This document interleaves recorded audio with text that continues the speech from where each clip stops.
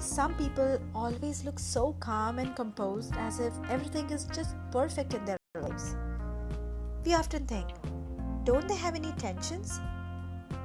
Staying calm isn't always easy. These people also go through the same days as you. But the difference is, they have learned the art of staying calm. Or should I say, they have cultivated the practice of staying calm. Hi, I'm Alpana Dev and you are listening to Mother's Gurukul podcast. As a parent, we encounter several situations when we lose our sanity. I'm not an exception to this. The reason I chose this topic for today's podcast is because I have tried these tips that I'm going to share with you. I call them 8 tips for remaining calm. I tried them myself and they do help. So let's begin. Make a deliberate effort to create calm in your life. It's not easy, I know, but nothing is easy. We have to make an effort. Once you have decided, then don't back off. Take time for yourself every day. To stay sane, allow 15 to 30 minutes of alone time every day. Anything that gives you the relaxing time is your time. Allow the stress to slip off your shoulders and savor some relaxing moments. Learn to process your emotions. We tell our kids to stay calm. We tell them, give yourself some time, things will be alright. We can practice the same thing. When we are upset with someone or about something, give yourself time to recognize and accept the way we feel. No one is saying to bury your emotions, but you don't want them to explode at a wrong place or on a wrong person. Once your mind is calm, you can talk about it to a family member or a friend, or if possible, to the concerned person. Practice gratitude. I know, it is a hard thing to do, but there is always something to be grateful for. Write down 5 simple things you are grateful for and see the magic. Savor moments of joy. This is an extension to practicing gratitude. Once we learn to look around and find things we are grateful for, we become more aware of the moments of joy that surrounds us.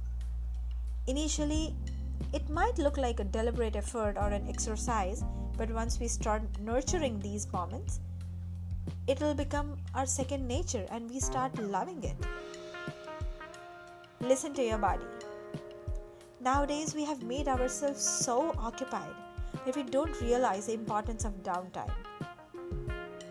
Just like small kids who get cranky when their body and mind are tired, we also need rest. Personally, I still need to practice this.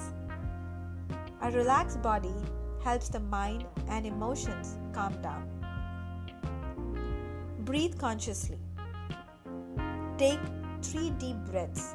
Breathing is a cornerstone of remaining calm and relaxed.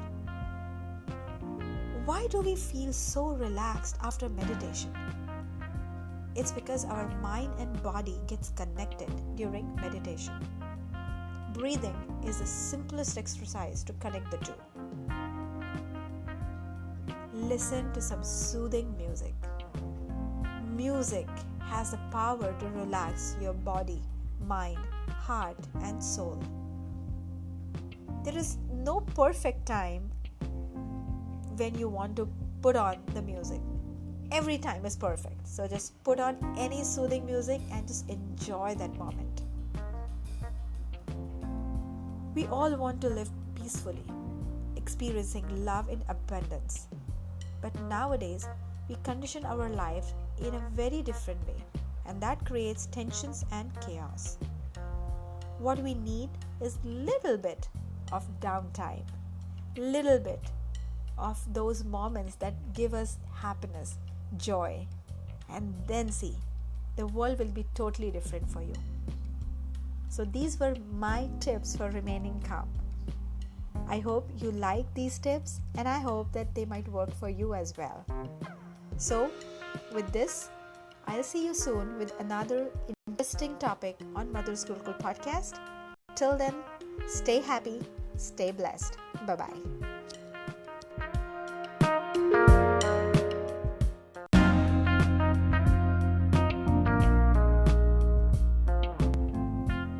Hi. On today's podcast, we are going to talk about simple treasures of life. These simple treasures are life's true treasures, so we need to enjoy them before they slip off. I'm Alpana Dev and you're listening to Mother's Gurukul podcast. Let me ask you something. What one thing comes to your mind when you have to answer the question, what are you going to miss someday? It's hard, isn't it? The reason is we are so much attached to the things we have gathered throughout our life that it is hard to name one. We spend our days trying to make our life beautiful and perfect. We collect things to make our home look spectacular. We buy new clothes to look good and follow the trend. We get the latest gadgets to add to our comfort, but still, we are not satisfied. When the internet is not working properly, we realize our dependency on technology. When water supply or electricity supply is stopped for a couple of hours, we understand how much we need these resources. When our phone dies the minute we need it badly, we, once again, feel handicapped. But one thing that is there all the time and what we never see is our present. We keep on chasing our future. Let's start with the role we all are familiar with. Being a parent. Yes, that's easy to understand and narrate, isn't it? When my kids were babies, I wished them to talk and walk quickly. But now I miss those days when I could feel their warmth in my lap. I'm lucky to enjoy a few of those moments with my son who is 2.5 years old. But very soon he'll also outgrow this cute stage. This is just a simple example. There are many such examples where we underestimate the value of the current moment. We want to move on to the next step quickly. Today, I'm a mom of 2. I want my kids to have the maturity to understand things I want from them. I know I may be unreasonable many times, but I try not to raise my bar way too high, as I know I'm going to miss these days. Since I'm living mommy role every day, let me tell you what I don't like to miss someday. I don't want to say no to my daughter if she asks me to sleep in her room occasionally. She's not going to request this in maybe another 2 or 3 years. If my son asks me for his favorite pony horse story or Wheels on the Bus song every time, I don't say no. Very soon he will be asking me to help with his homework. If my daughter asks me if she can wear my favorite piece of jewelry for a function, then I don't say no. There will be a time when my choice will be an old-fashioned to her. If my son asks me to hold him in my lap, I love it. He'll be outgrown it soon. When my daughter asks me to come for lunch at her school or want to go out for lunch with me, I try to fulfill her wish. Soon, she will be hanging out with her friends. These are just simple day-to-day moments that I don't want to miss. There are many such moments that I experience every day, and many more are going to come on my way. What I want to convey through this podcast or through this episode is simple treasures are life's true treasures. A smile, a hug, a kiss, or holding hands. These are the true treasures.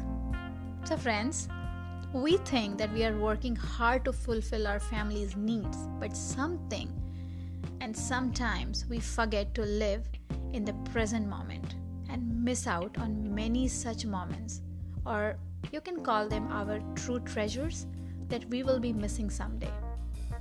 Someday we will regret for not living in that moment when we actually got a chance to enjoy them. So just grab them tightly in your fist and don't let them slip off easily. So I hope you enjoyed today's podcast, and I will see you soon with another new topic on Mother's Gurukul podcast. Till then, stay blessed, stay happy. Bye-bye.